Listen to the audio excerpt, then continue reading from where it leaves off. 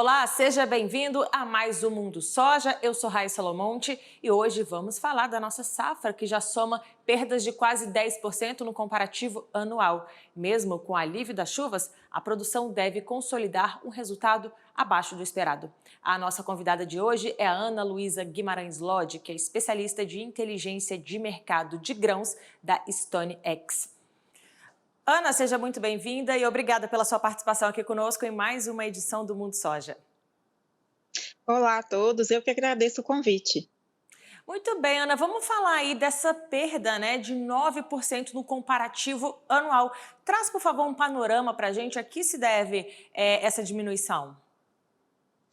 Olha, esse ano a produção de soja ela começou bem positiva, com os produtores plantando as lavouras dentro da janela ideal desde o final do ano passado, a partir de setembro do ano passado, mas a gente teve aí um período seco bem significativo no sul do Brasil e no Mato Grosso do Sul, principalmente. A gente teve mais um ano de Laninha. O Laninha geralmente ele deixa aí o sul da América do Sul mais seco que o normal e acabou pegando em cheio as lavouras do sul, com destaque para o Rio Grande do Sul, mas também para o Paraná, que são aí 2 dos maiores produtores de soja do Brasil. Então a gente começou a safra 21/22 com uma estimativa, acima dos 145 milhões de toneladas, né, o que seria um recorde absoluto de produção de soja. Acabou aí tendo perdas muito importantes e o nosso último número trouxe uma produção de 123,4 milhões de toneladas, abaixo aí inclusive do ano passado, né, 9% abaixo do que foi alcançado na safra 20/21. Eu já ia até te perguntar a influência do clima nesses resultados, você já falou aí um pouquinho da questão do sul, né? Como é que ficou para as outras regiões produtoras do país? As outras regiões, no geral, foram muito bem, realmente o problema foi o sul do Brasil mesmo, em Mato Grosso do Sul, um pouquinho de São Paulo também, mas no geral foi, concentrado no sul, essa diminuição da produção de soja neste ano. As outras regiões foram bem, a região central do Brasil, que concentra aí os estados do centro-oeste, né, Mato Grosso, que é o maior produtor, Goiás também, que é um importante produtor, tiveram uma excelente safra, né, enquanto o sul foi penalizado pela falta de chuvas mesmo. O Rio Grande do Sul, ano passado, eu quero destacar isso, porque o ano passado o Rio Grande do Sul teve uma safra recorde, enquanto nesse ano, o estado teve perdas aí de mais de 50%, porque, no ano passado a gente também teve Laninha. Então, foi o segundo ano consecutivo de Laninha. Então, é importante a gente acompanhar também a questão do clima, no sentido que nem sempre, quando acontece algum fenômeno climático, significa que vai ter, né, com certeza, algum impacto sobre as lavouras. Realmente, o Laninha, ele deixa o clima mais seco, no sul, né, no sul do Brasil, na Argentina também, mas depende do ano, né, pode ser que fique mais seco, mas um pouquinho menos seco do que um pouquinho mais seco do que o normal, e acabe não afetando as lavouras de maneira significativa. Já nesse ano, que foi o segundo ano consecutivo aí do fenômeno Laninha, os impactos foram muito significativos, com falta de chuvas, temperaturas muito altas, o que acabou penalizando aí significativamente as lavouras no sul do Brasil. Penalizou, e aí a gente falou da queda de 9%, né, em relação ao ano passado. Agora, na comparação aí com o potencial de 145 milhões de toneladas, né, que seria a projeção, o resultado é quanto por cento mais baixo? Queria que você comentasse um pouquinho disso para a gente.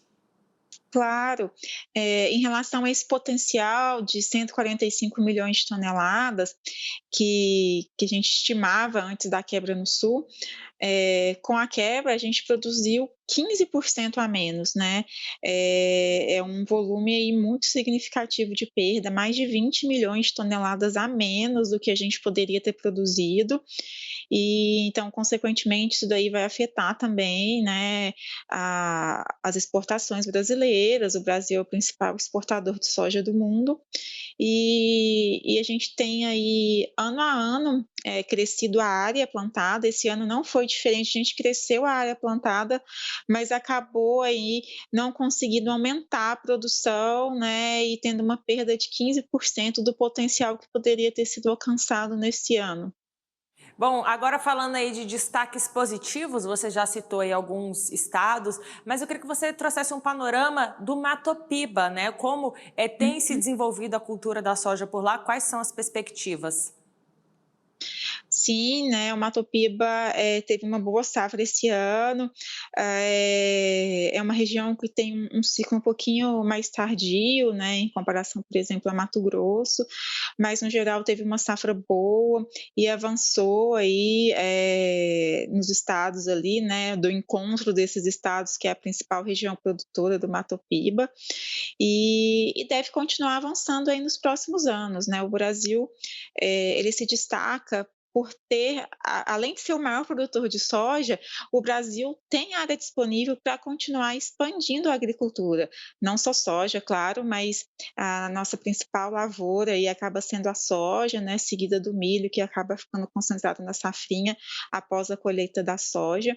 E a região do Mato Piba vem crescendo aí ano a ano, se consolidando como uma importante região produtora, e nesse ano teve aí um resultado positivo também, crescendo em relação ao ano passado, ao redor de 10% aí em relação ao ano passado. Nessa região cresceu a produção. Então foi uma safra positiva aí para esses estados, para as regiões produtoras desses estados. Tá certo, você citou aí o potencial de crescimento, né, das áreas agrícolas. Para a cultura da soja, que regiões têm mais potencial para expandir esse cultivo? Olha, o Brasil, ele tem uma característica, né, que a gente conta com muita área de pastagem, né. A pecuária aqui no Brasil, ela é muito extensiva, a participação dos confinamentos, né, até dos semi-confinamentos ainda é pequena em relação, à produção de carne bovina aqui do Brasil. O Brasil é um dos principais produtores também de carne bovina, tem um dos maiores rebanhos do mundo também. Então o Brasil, ele conseguiria aí ampliar a agricultura nessas áreas de pastagem, simplesmente havendo uma intensificação maior da pecuária, né. Não significa que a gente prejudicaria, né, que a soja ou outra cultura aí, outro cultivo agrícola prejudicaria aí a pecuária, né. É uma maior intensificação da pecuária, não só de adotar regimes mais intensivos, como o confinamento e o semi-confinamento, mas também hoje o número de animais por área de pastagem é baixo, então só a questão de concentrar mais um pouco, né, o número de animais por área já liberaria áreas importantes aí que poderiam ser utilizadas para a agricultura. Então o Brasil se destaca por ter áreas, e isso não quer dizer que seriam ocupadas áreas de vegetação nativa, nada disso, desmatamento de florestas.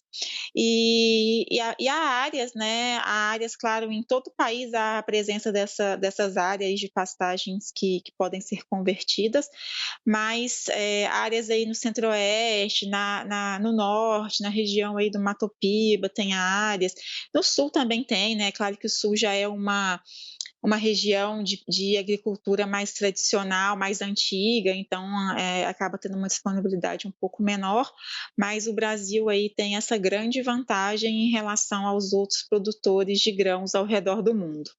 Tá certo. Bom, trazendo aí mais balanço, né, da cultura da soja aqui no país, quanto a gente está enviando para fora, quanto mais ou menos fica no nosso mercado interno, Ana? Olha, a gente, com a quebra da safra de soja, a primeira variável que acaba sofrendo é a exportação. O Brasil, ele exporta mais do que consome no mercado doméstico, né, no caso da soja, e é o maior exportador mundial de soja. E atualmente a gente estima que em 2022, no ano como um todo, o Brasil exportará 77 milhões de toneladas de soja. Por causa da quebra de safra, a gente já comentou, né, aquele potencial anterior de 145 milhões de toneladas de produção. Se a gente tivesse alcançado esse potencial, as exportações elas poderiam, superar os 90 milhões de toneladas neste ano, né, ficando acima do recorde do ano passado de 86 milhões de toneladas. Só que com a quebra de safra, esse potencial de exportação acabou sendo reduzido e atualmente a estimativa da Stonex é de 77 milhões.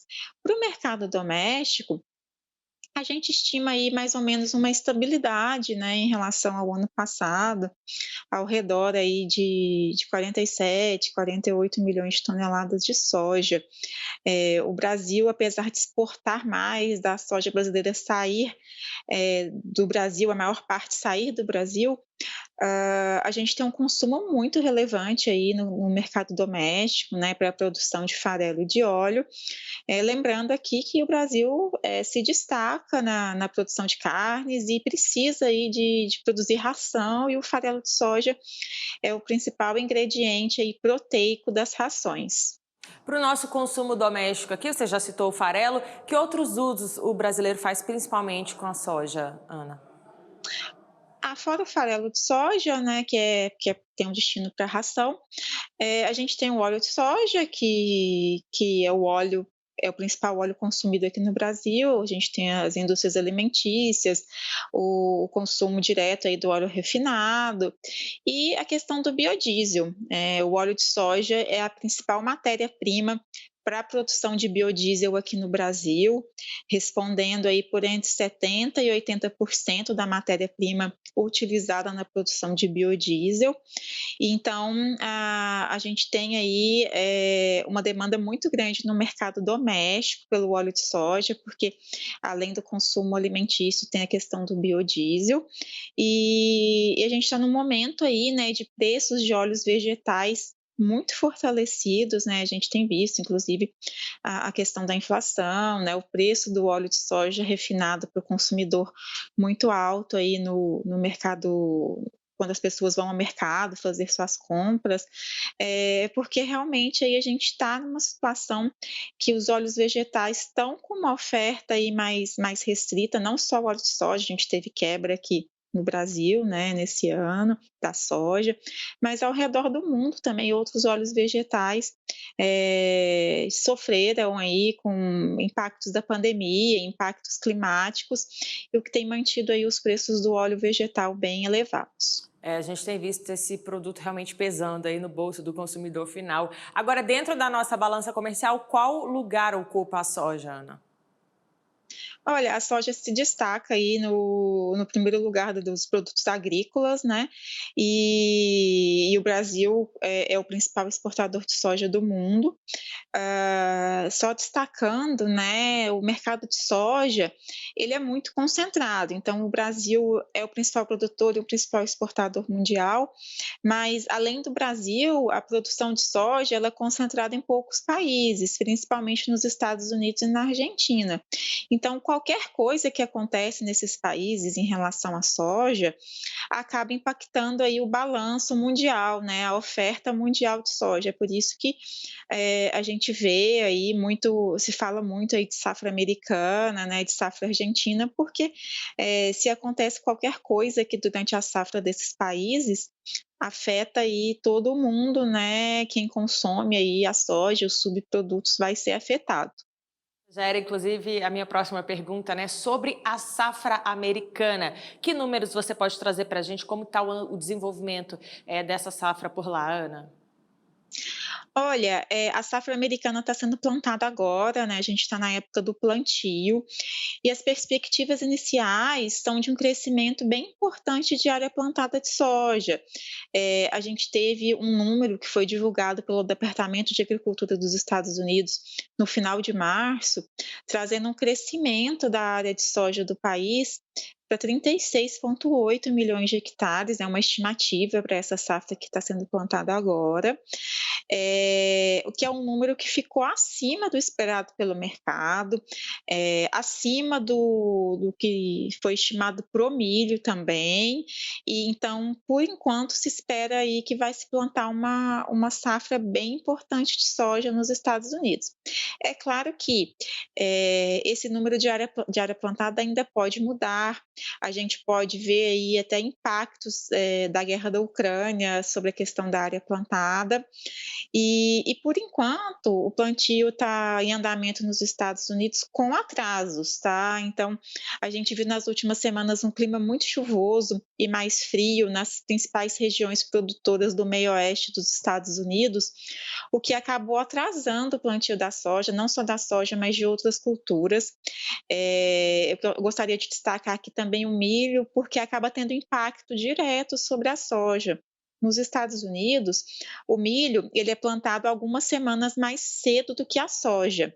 Então, quando a gente tem atrasos no milho, o mercado começa aí a apostar na possibilidade de que, se alguma área de milho deixar de ser plantada, essa área migraria para a soja, que ela tem um ciclo umas semanas mais tarde. Então, ainda teria possibilidade de se plantar soja numa eventual área que deixou de ser plantada com milho. Então, esse contexto de atrasos nos Estados Unidos seria mais um ponto que poderia favorecer a safra de soja no país.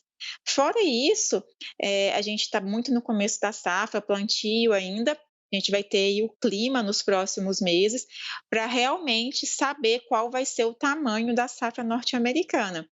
Com esse crescimento de área, se a gente tiver uma produtividade dentro da média histórica para os Estados Unidos, o país conseguiria alcançar um recorde aí de produção ao redor aí mais ou menos dos 127 milhões de toneladas, que seria um recorde para eles, mas ainda abaixo do que o Brasil produz de soja.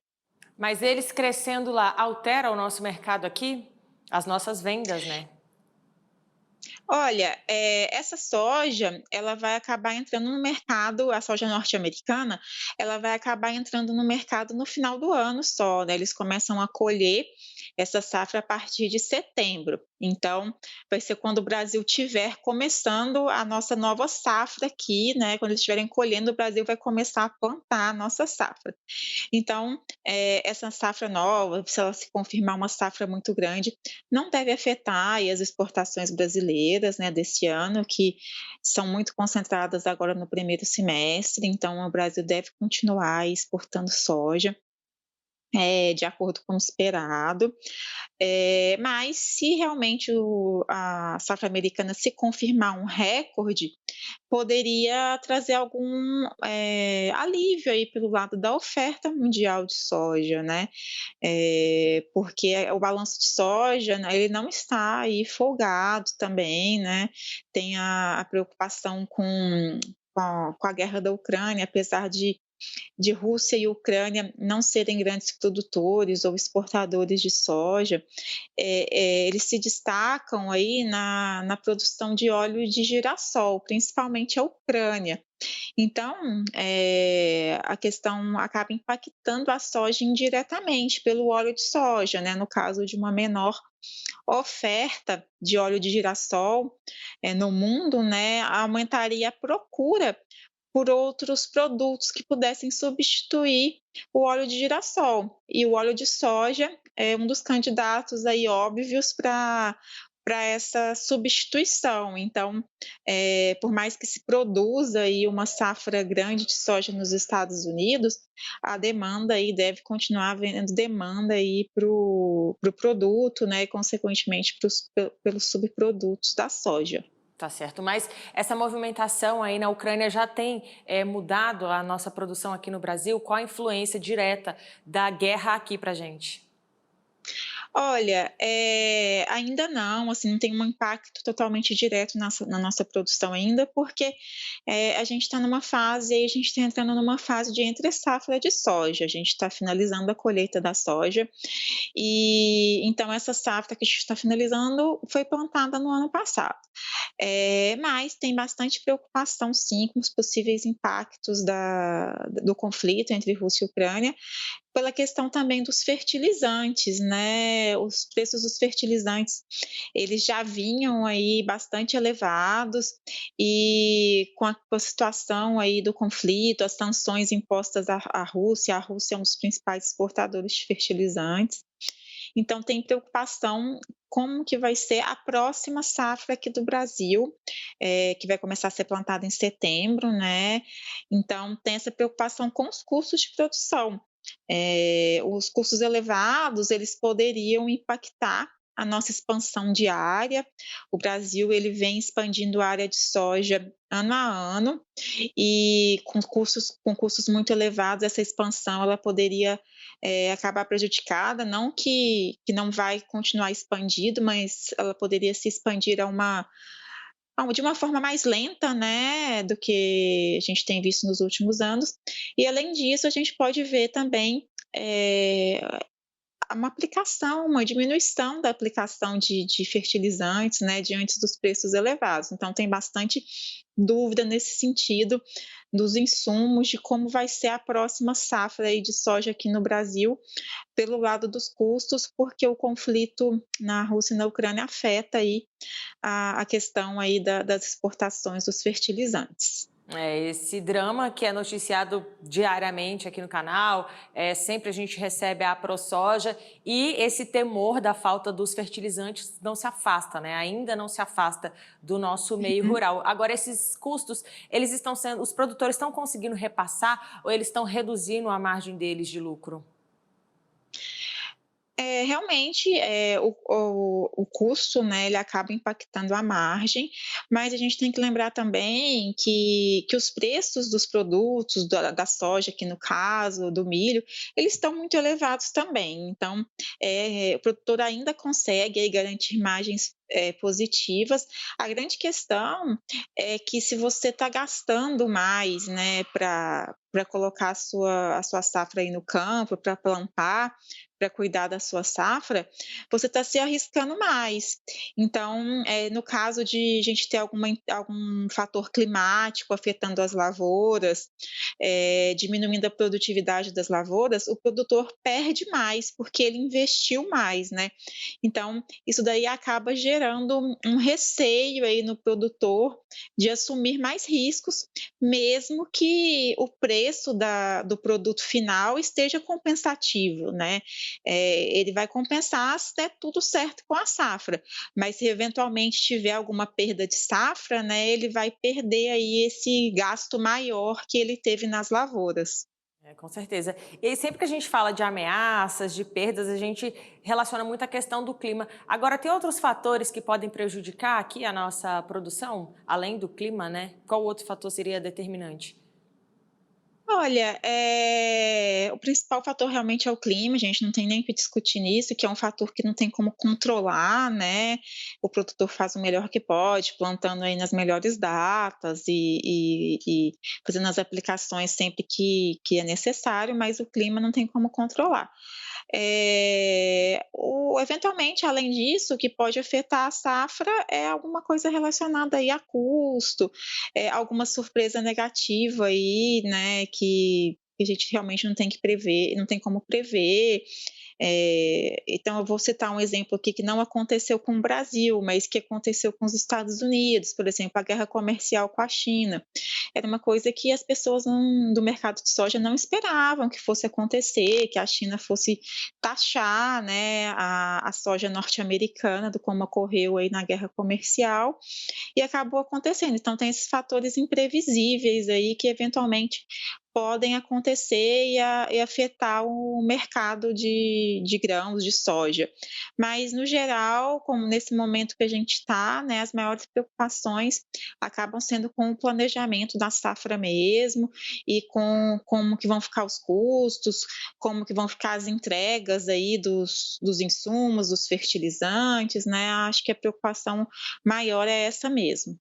Certo, Ana. Antes da gente encerrar, vamos voltar um pouquinho aqui para a nossa balança comercial, para o nosso mercado externo. Óbvio que a China, né, é nosso grande Uhum. comprador. Que compradores você destaca aí do Brasil?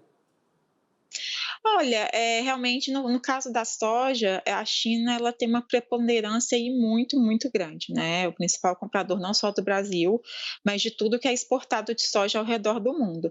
Além disso, a gente tem outros países, do sudeste asiático, né, que também importam, a gente tem importações aí, na Europa dos subprodutos, né, norte da África, então, tem aí bastante importadores não só de soja, mas de óleo de soja. Mas no caso da soja, aproveitando o gancho aí sobre a China nesse ano que a gente está, né, no ano safra 21/22, ela deve importar menos soja do que ela importou um ano antes e do que o potencial anterior, que era que a China pudesse importar 100 milhões de toneladas de soja no ano safra 21/22. Esse potencial acabou sendo diminuído, com os custos da indústria de carnes chinesa bem altos, né? Então, com a margem do produtor de carnes da China até negativa, aí, então acaba prejudicando o consumo de ração. E além disso, a gente tem as preocupações pelo lado da China com os lockdowns que estão ocorrendo por causa da Covid-19, com a política de tolerância zero do governo chinês, que acaba aí trazendo preocupação, principalmente no caso da soja e dos subprodutos da soja e do consumo do farelo no país, com a questão logística, né? A gente está tendo aí lockdowns bem